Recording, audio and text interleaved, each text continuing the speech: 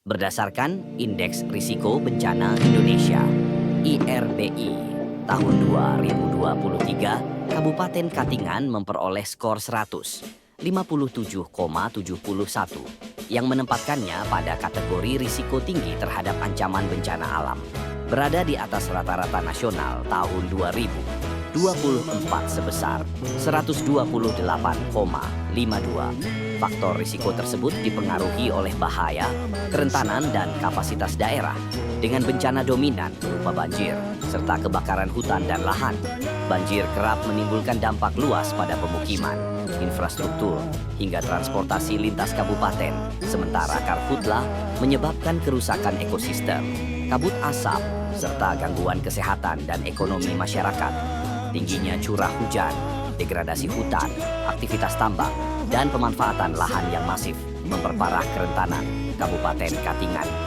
Sesuai Undang-Undang Nomor 24 Tahun 2007, mitigasi bencana melalui kesiapsiagaan, peringatan dini, penataan ruang, pembangunan infrastruktur tahan bencana, serta pendidikan dan pelatihan menjadi langkah strategis yang harus diperkuat. Partisipasi masyarakat, penguatan kelembagaan, pemanfaatan teknologi, dan sinergi pentahelix sangat penting dalam membangun desa tangguh bencana, Destana, untuk meningkatkan resiliensi daerah. Dengan pendekatan inklusif, kolaboratif, dan berbasis kearifan lokal, Kabupaten Katingan diharapkan mampu memperkuat ketahanan dalam menghadapi banjir, karhutla, maupun bencana lainnya yang sewaktu-waktu dapat terjadi. Analisis masalah 1. Sebagian masyarakat di wilayah rawan bencana belum memahami standar kesiapsiagaan, prosedur evakuasi, dan mitigasi bencana. 2. Relawan dan aparat desa masih terbatas dalam jumlah maupun keterampilan teknis. 3. Dana untuk operasional BPBD dan Destana terbatas, sehingga kegiatan pencegahan lebih sering bersifat reaktif dibandingkan preventif. 4. Masyarakat sering hanya mengandalkan bantuan pemerintah saat bencana, belum menempatkan diri sebagai aktor utama pengurangan risiko. Tujuan proyek perubahan jangka pendek: meningkatkan kesadaran masyarakat Kabupaten Katingan terhadap potensi ancaman bencana, khususnya banjir dan kebakaran hutan lahan. Membentuk kelompok siaga bencana di desa kelurahan rawan bencana. Melaksanakan sosialisasi, pelatihan dasar mitigasi, dan simulasi evakuasi bencana pada 3 desa di 3 kecamatan. Melaksanakan nota kesepahaman kepada instansi vertikal yang tersebar. Jangka menengah. Mengembangkan forum pengurangan risiko bencana (FPRB) di tingkat desa.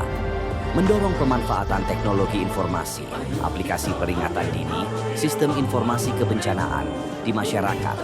Meningkatkan kemandirian masyarakat melalui penguatan swadaya lokal, serta diversifikasi sumber pendanaan penanggulangan bencana. Membangun koordinasi dan sinergi pentahelix, pemerintah, masyarakat, akademisi, dunia usaha, media, dalam manajemen bencana daerah.